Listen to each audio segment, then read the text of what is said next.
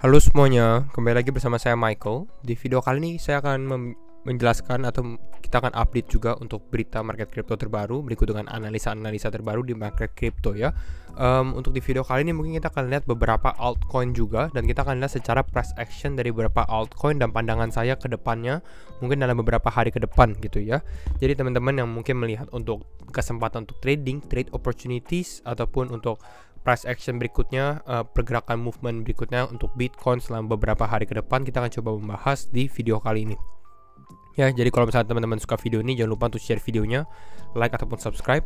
Di mana Bitcoin masih mengalami kenaikan sekitar 1,4%, market masih tergolong sideways gitu ya. Namun beberapa altcoin kembali kita sempat previously mention di video terakhir bahwa altcoin ini geraknya lebih volatile gitu ya.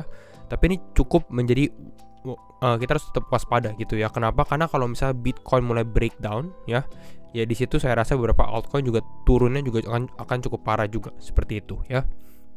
Kita lihat dulu selama 24 jam terakhir, saya rasa Binance juga mengalami kenaikan ya.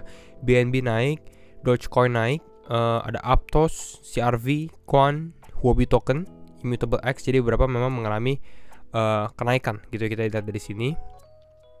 Apakah ada mengalami penurunan? Nggak terlalu banyak yang mengalami penurunan. Jadi rata-rata altcoin justru sedikit mengalami positivity atau kenaikan.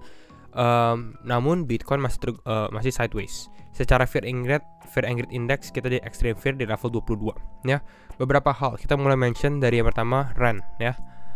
RAN ini sebenarnya salah satu kripto yang cukup besar ya, RAN protokol ya. RAN sempat top 100, namun sekarang dia di ranking 157 gitu ya. Nah, saya akan membahas tentang RAN karena RAN ini lagi fluktuatifnya lagi cukup tinggi ya, 13%. Nah, kenapa RAN ini bisa turun dari top 100 ke 157? Itu dikarenakan dia mengalami drop yang besar gitu ya selama 1 bulan terakhir. Dan kalau teman-teman lihat tanggalnya, ini tanggal kisaran 8-10 November ya. Kapan itu 8-10 November? 8 sampai 10 November ini pada saat FTX mengalami crash gitu ya. RAN terdampak parah ya, dari yang harganya 0,12an, 0,14an langsung turun sampai 0,07an. Namun sekarang ini mulai mengalami kenaikan kembali gitu ya untuk RAN. Nah, kenapa dia mengalami kenaikan cukup signifikan untuk RAN sendiri? Ada beberapa hal. Yang pertama adalah rumor that CZ Binance will acquire RAN protocol. Ya, CZ Binance, CZ mau membeli RAN protocol. Ya, RAN secara fundamental sebenarnya salah satu yang lumayan. Saya belum bisa bilang bagus juga karena sebenarnya kita belum research tentang RAN juga, belum ada video tentang RAN di channel ini. Tapi kembali lagi, RAN di sini kenapa bisa mengalami penurunan? Di sini dia sempat mention di media bahwa RAN ini terkena dampak due to Alameda atau FTX crash. The RAN protocol development team only has funding until the end of Q4. Jadi mereka cuma punya funding atau bisa dibilang ya fund lah, duit gitu ya, bisnisnya kan, untuk sampai akhir tahun ini aja gitu ya. Setelah itu mereka udah nggak ada funding lagi seperti itu, dan makanya seperti ini dia membutuhkan funding. Dan rumornya bahwa CZ Binance mau mengakuisisi RAN protokol. Akuisisi dari mana? Akuisisi dari yang seperti kita mention di video sebelumnya, yaitu adalah Binance Recovery Fund ya, beberapa project, dan rumornya adalah RAN ini adalah salah satunya seperti itu. Makanya dia mengalami kenaikan ya. Ini dari si Hugh ya, dia sama membahas Binance Recovery Fund Playbook ya. Ini kalau teman-teman mau mungkin yang lebih main futures, kembali lagi ini high risk gitu ya. Tapi ini cukup masuk akal, dan saya juga melakukan strategi yang sama, dimana kalau misalnya keluar playbooknya dan ternyata listnya gitu ya, dan ternyata RAN ini nggak di dalam list bahwa mau diakuisisi seperti itu karena kan public, berarti ya short RAN gitu, karena harganya pasti akan mengalami penurunan. Dan kalau misalnya dia udah nggak ada funding sampai kuartal 4, ini akan cukup bahaya gitu ya, artinya sangat-sangat negatif sekali. Seperti itu. Nah, tapi kalau misalnya RAN di list, long the laggers for better risk and reward ratio. Jadi pada saat pullback mungkin kita bisa mengambil long seperti itu ya. Jadi ini, tapi memang kembali lagi ini secara teori, secara prakteknya ya susah. Kenapa? Karena kita nggak bisa time the market juga gitu ya. Jadi harus hati-hati kembali ya. Banyak misconception miskonsepsi juga di dalam market crypto saat ini, khususnya setelah FTX crash juga. Si Gavin Wood, founder dari Polkadot sendiri, dia sempat bahas lagi gitu ya. I'm sick of hearing crypto confused with a heavily market centralized mismanaged exchange ya.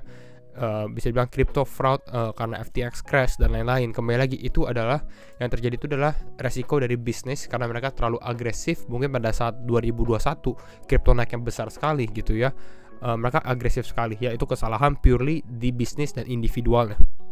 Dan ini justru kebalikannya ya, karena FTX crash ini kan lebih ke arah centralized exchange ya. Dan yang ini kelemahan dari sentralisasi, makanya justru kita lebih membutuhkan decentralization ya, which is itu menggunakan blockchain teknologi dan market cryptocurrency lah gitu, Bitcoin dan lain-lainnya. Nah di situ adalah kelebihan. Nah justru sebenarnya kita harus lihat ini sebagai sisi yang positif ya, walaupun memang secara dampak harga price-nya ya memang kita mengalami penurunan gitu ya, dan bahkan mungkin belum selesai gitu ya penurunan yang terjadi di dalam bear market crypto ini.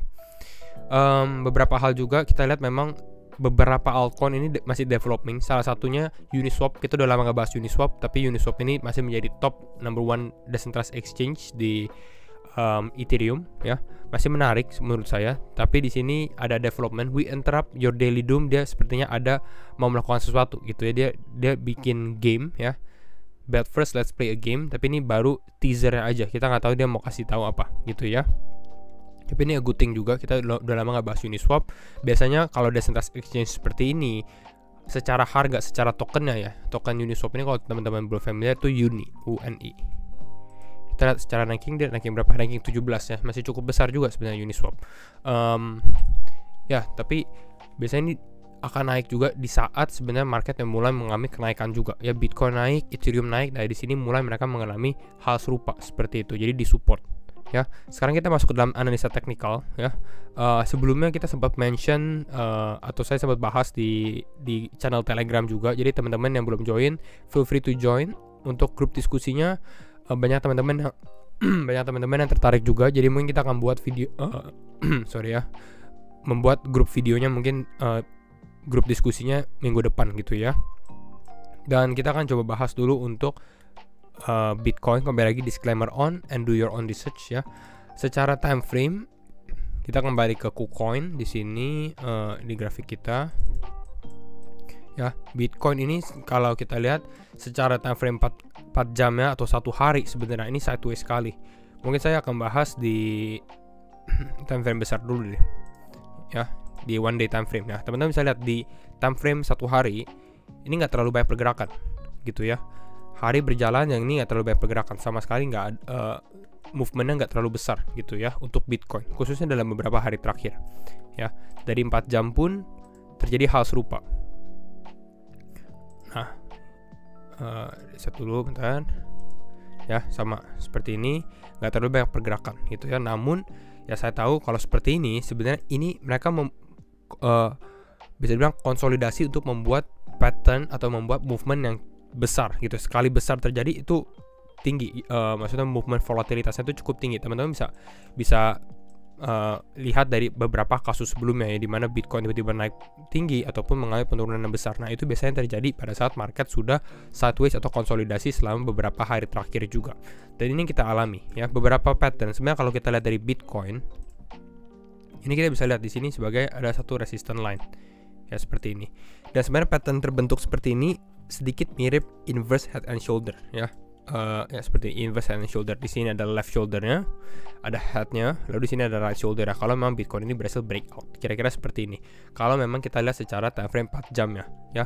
Dan makanya beberapa altcoin ini membuat hal serupa, membuat pattern serupa. Artinya ini pattern reversal sebenarnya cukup kuat kalau memang Bitcoin ini bisa melakukan hal ini gitu ya. Namun memang yang kita sempat bahas ini, kalau membentuk pattern seperti ini Bitcoin harus mengalami penguatan gitu ya, dan cukup susah untuk Bitcoin mengalami penguatan seperti yang kita bahas di video sebelumnya ya. Ini secara time frame 4 jam ya. Tapi ini teman-teman bisa lihat untuk movement dari Bitcoin sendiri ya. Dan kita akan lihat secara grafik yang lain. Ini grafik di time frame 2 jam atau 1 jam, ini lebih kelihatan ya. Ini seperti yang sebelumnya kita sempat bahas. Saya close volume dulu. Nah kita lihat Bitcoin breakdown, Bitcoin mulai mengalami kenaikan. Kemarin kita sempat bahas potensi seperti dia naik seperti ini gitu ya, lalu mengalami penurunan. Ya, ini seperti lalu kalau seperti ini membentuk head and shoulder ya. Jadi ini bearish pattern yang kita sempat bahas di dalam video terakhir ya. Hal ini atau movement ini bisa terjadi kalau memang Bitcoin ini nggak akan lebih tinggi dari previous high-nya gitu ya. Previous high-nya kan di sini di kisaran level 16.800. Kalau memang mulai membentuk higher high yang baru yaitu ke 16.900 ya, artinya pattern ini udah invalidasi ya, berarti tidak akan terjadi seperti itu ya. Nah, namun kalau di sini kita lihat apakah ada sign of strength dari Bitcoin, apakah ada penguatan dari Bitcoin, kita bisa lihat ini kalau kita tarik garis lagi di sini, ini kita bisa lihat cukup jelas gitu ya. Mungkin di time frame 1 jam. Nah ya, dia mencoba untuk naik ke atas dan testing memang ke area 16.700, tapi langsung pullback down lagi seperti itu. Jadi 16.700 karena sebelumnya juga menjadi level resistance di level 0,78 Fibonacci di sini, maka ini cukup susah untuk di breakout oleh Bitcoin gitu. Dan memang dia konsolidasi seperti ini. Biasanya weekend kalau misalnya hal seperti ini ya cenderung akan lebih consolidation. Bahkan saya sendiri cenderung melihat potensi Bitcoin ini kembali sedikit mengalami penurunan, pullback ke area 16.500 dulu gitu ya. Baru mungkin di sini dia coba untuk kembali naik lagi ke atas gitu ya, karena secara momentum ini cukup kurang gitu ya. Namun perhatikan juga hal serupa di level kisaran level 16.300, 16.400. Kalau misalnya Bitcoin mulai mengalami penurunan seperti ini, ya altcoin bisa terdampak. Ya, kita akan bahas juga beberapa altcoin yang kita sempat mention di channel Telegram ini ya, karena saya lihat beberapa altcoin patternnya memang sebenarnya breakout, tapi kalau Bitcoinnya mengalami penurunan ya mereka bisa dibilang tidak jadi juga gitu ya. Kalau memang mereka terdampak juga dengan pullback dari Bitcoin. Ya, yang pertama itu Sand.